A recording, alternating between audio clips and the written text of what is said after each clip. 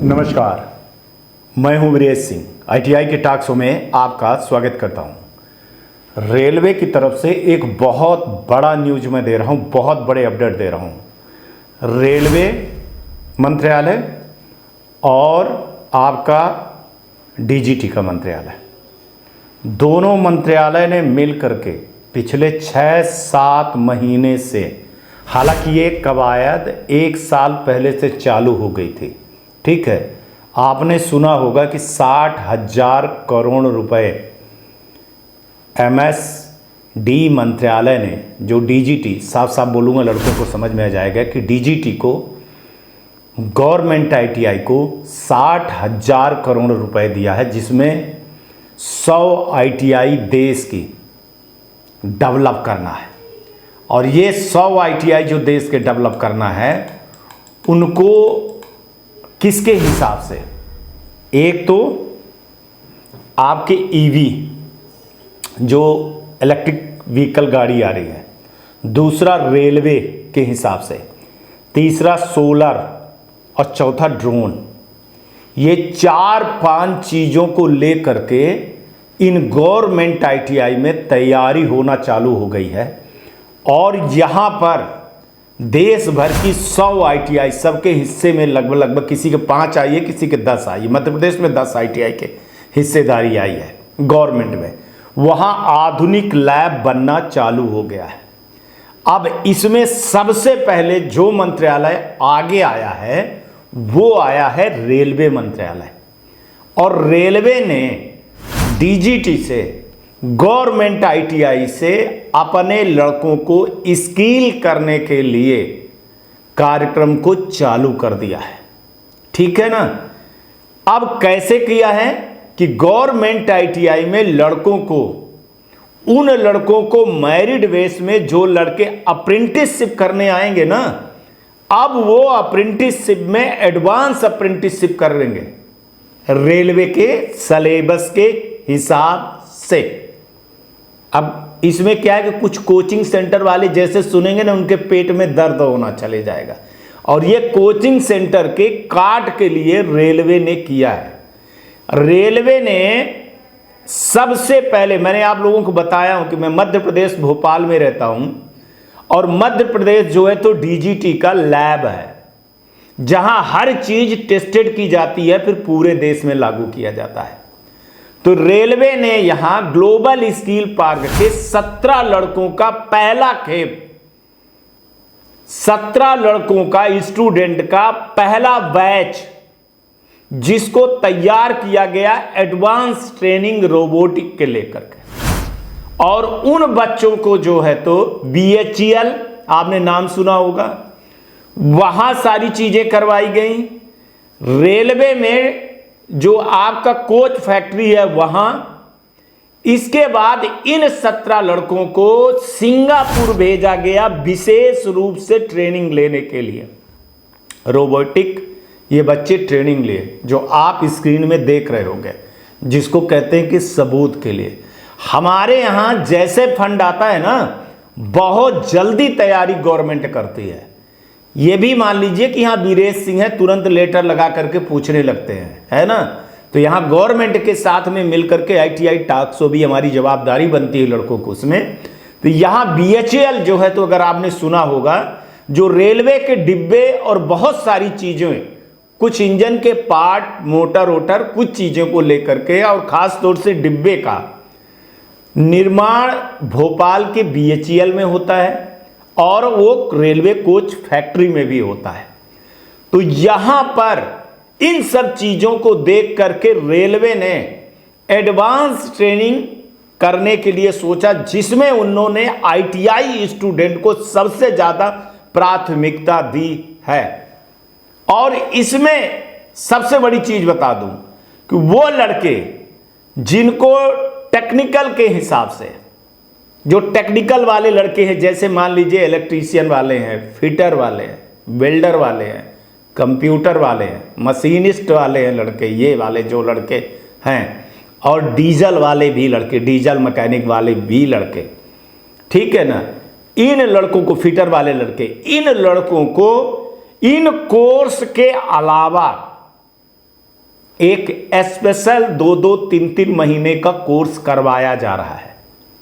और इसके लिए गवर्नमेंट आईटीआई के पास सबसे बड़ी जो कमी थी, वो कमी थी इस सेक्टर को लेकर के, स्किल करने के लिए लेकर के, कि स्किल कैसे किया जाएगा, पढ़ाया कैसे जाए। इसके लिए रेलवे, बीएचईएल, ये सारे जो यहां पर इंजीनियर है ना, जो ट्रेनिंग करके विदेशों से आ रहे हैं, जापान से, जर्मनी से जो आ रहे हैं, ताइवान से, यहां से जो ट्रेनिंग करके आ रहे हैं, क्योंकि वहां ट्रेनिंग करने इतने लोग तो नहीं जा सकते हैं, तो वहां जो बैच ट्रेनिंग करके आ रहा है, तो वो स्पेशल जो है तो ट्रेनिंग अप्रेंटिसशिप में, जो लड़के अप्रेंटिसशिप में अब जाएंगे, तो वो लड़के काम को सीखेंगे, काम को सीखने के साथ वो ट्रेनिंग करेंगे और आगे चल करके वो रेलवे में, उनको रेलवे अब किस प्रकार का लेगा, डायरेक्ट भर्ती करेगा या अप्रेंटिसशिप में जो लड़के रहेंगे जगह निकलेगी तो उसमें उनको बेनिफिट देंगे। ये बात की बात है, अभी इस पर बात नहीं हो रही, इस पे अलग सी चीजें वो लोग कह रहे हैं कि हम अपने स्पेशल बच्चों को धीरे धीरे धीरे धीरे काम लेंगे।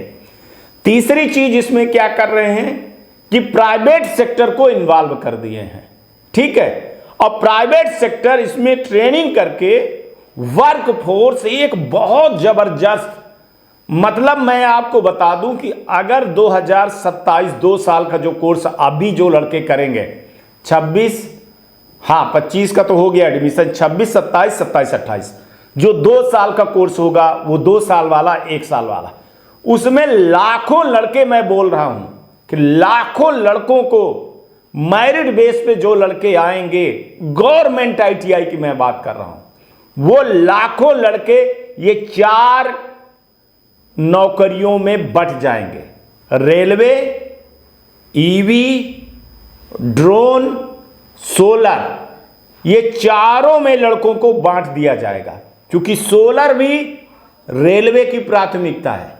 अब ड्रोन से भी जो चीजें जाएगी वो रेलवे की है, ईवी भी रेलवे की है। तो ये चारों के, और ये चारों और देश के लिए काम करेंगे। इस पर देख लीजिए आप कि मैं आपको दिखाता हूं कि डीजीटी के जो जयंत चौधरी जी हैं, वो यंग आदमी हैं, वो मीटिंग कर रहे हैं। आप देख लीजिए, ये जापान के साथ में है, इजराइल के साथ में, हर जगह पर वो मीटिंग कर रहे हैं, ठीक है। और यहां पर अश्विनी वैष्णव जी भी जान रहे हैं कि वर्क फोर्स हमको कहां से मिलेंगे, और इस समय पर एडवांस ट्रेनिंग के लिए यंग लड़के जो निकल रहे हैं, वो लड़के कहां से मिलेंगे। तो उसके लिए उन्होंने, संसद ने ये पास किया कि हम एक एडवांस लैब बनाएंगे हर जगह पर। अब कई जगह पर, मान लीजिए बिहार में 5 मिला, उत्तर प्रदेश में 7-8 मिला, राजस्थान में 3-4 मिले, ऐसे करके देश के हर जगह पर ऐसे 100 आईटीआई को गवर्नमेंट ने चुना, और वहां पर ये इस तरह की एडवांस ट्रेनिंग प्रोग्राम करने जा रही है, जो रेलवे के रिवैल्यूएशन पर बहुत बड़ा प्रभाव पड़ेगा। और इसका जो है तो सबसे बड़ी जो असर है वो पड़ेगी आईटीआई छात्रों पर। यहां पर जो काम पहले डिग्रीधारी करते थे, अब वो आईटीआई छात्रों के लिए मौका मिलने लगेगा, क्योंकि रेलवे जो है ना, उन टेक्निकल और कारीगरों के लिए जो असल में तकनीकी काम करते हैं, अब उनको वो अवसर देना चालू कर रहे हैं। और वो जानते हैं कि हमको किस तरह से लड़के कहां मिलेंगे, तो उनको तकनीकी सीखने के लिए कोर्सों की मान्यता की बात चल रही है कि 2-2, 3-3 महीने के आईटीआई, जैसे मान लीजिए फिटर आप कर रहे हैं, तो या तो फिटर में वो कोर्स डाल दिया जाएगा, या स्पेशल 2 महीने 3 महीने को आपको अप्रेंटिसशिप जितने होती है आपकी 6 महीने साल भर के लिए होती है, तो उसमें वो कोर्स डाल दिया जाएगा। इसमें 3 चीजें कर रहे हैं। पहला कर रहे हैं, जो स्किल रिवैल्यूएशन हो रहा है, कि तकनीकी सीखने की मान्यता, प्रैक्टिकल स्किल की वरीयता और ट्रेनिंग और अप्रेंटिसशिप में सीधे ट्रेनिंग और अप्रेंटिसशिप से सीधे जॉब का रास्ता। और यह रेलवे बहुत बड़ी चीज कर रही है। और यहां पर मैं बता दूं कि रेलवे जो अप्रेंटिस पद होगा वो बिना परीक्षा सिर्फ मेरिट के आधार पर सिलेक्शन होगा और अलग अलग जोन और वर्कशॉप में इलेक्ट्रीशियन, फिटिंग, वायरमैन, मैकेनिक जैसो ट्रेडों में ये अवसर देखा जाएगा। खास तौर से south eastern railway, north eastern railway जैसे चीज़ों में जो है ना, यहाँ जोन में जो है तो रेलवे जो है ना और मेट्रो में ये रेलवे अप्रेंटिसशिप को बहुत बड़ा स्तर और एक तरह से कहूँ कि अप्रेंटिसशिप में वो चीज़ ले आने वाली है जो आपने सोचा नहीं होगा। अभी तक आप रेलवे के अप्रेंटिसशिप में ये सब चीज़ें सीखते होगे, ये सीखते होगे, अब नहीं। अब अप्रेंटिसशिप सीखना मतलब जो अब होंगी वो वास्तव में वो ट्रेनिंग होगी जो आपको सीधे वहाँ से ले जाएंगी। अब एक चीज़ और हो रहा है कि बहुत सारी चीज़ें जो हमारी बन रही हैं, बड़ी बड़ी हमारे देश की कंपनियां खड़ी हो रही हैं प्राइवेट सेक्टर में, और वो लड़कों को लाखों रुपए में उठा लेंगी, ये मैं आपको बता रहा हूँ। इसीलिए आज रेलवे वर्कशॉप में इसके block zone by training centre की भूमिका जो है तो ये निभाएंगे और इसको और बल्कि मैं ये कहूँ कि हाई लेवल तक इस चीज़ों को लिया जा रहा है। अब इसमें डीजीटी ने अपनी जो है तो जो वास्तव में कहें कि एक पहचान जो स्किल की है, वास्तविक जो पहचान के जो अवसर है स्किल का, वो आईटीआई को, वो जो 100 गवर्नमेंट की आईटीआई है ना, उस पर निगरानी करना चालू कर दिया है। और वहाँ से अभी प्री मोड पे लड़के निकल रहे हैं। इसके बाद वहाँ एडवांस, जैसे अभी लगा कि 2027 तक जैसे पैसा रिलीज हो गया, सबके पास पैसा आ गया, लैब बनना सबका चालू हो गया है, कई जगह पे बिल्डिंग बन रही हैं। हमारे भोपाल में तो बहुत बड़ा एक ग्लोबल स्किल पार्क बना हुआ है, बहुत बड़ा बना हुआ है। और गवर्नमेंट के करीबन 10 ऐसे, 8 तो बन गए हैं, शायद 2 बनने वाले हैं, 2 और बनेंगे, कि 10 ऐसी आईटीआई गवर्नमेंट की बन रही है जो मतलब मैं कहूँ कि यूनिवर्सिटी के लायक बन गई हैं। ठीक है ना। अब यहाँ पर सबसे बड़ी खामी जो रह गई है वो रह गई है कि यहाँ पर CITS वालों को, एडवांस ट्रेनिंग वालों को ITOT में, जैसे हमारे यहाँ भोपाल में ITOT है, वहाँ पर ट्रेनिंग लेना और ट्रेनिंग देना चालू हो गया है।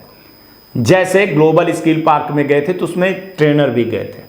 अब बाहर से आकर के जर्मनी से जो इंजीनियर आ रहे हैं, जैसे आपने सुना होगा कि ये अगर जापान इंजन दे रहा है तो उसके साथ टेक्नोलॉजी के साथ साथ ट्रेनर भी देता है, तो वो अब आ करके भारत में ट्रेनिंग देना चालू कर दिए हैं। तो वहां पर ट्रेनिंग के 3 लेयर है। एडवांस लेयर पर इंजीनियर हैं, फिर उसके एडवांस पर सेकंड पे जो है तो पॉलिटेक्निक और अलग लोग हैं, इसके बाद ITI वाले हैं। अब यहां पर एक चीज बता दूं कि जो चीज़ कही जा रही थी कि 10th पास और ITI को क्यों किए हुए हैं, देखिए ऐसा नहीं है कि वो 10th पास वाले लड़के हैं, ऐसा है कि उसमें B वाले भी लड़के हैं, BTech वाले भी लड़के हैं, सब लड़के हैं।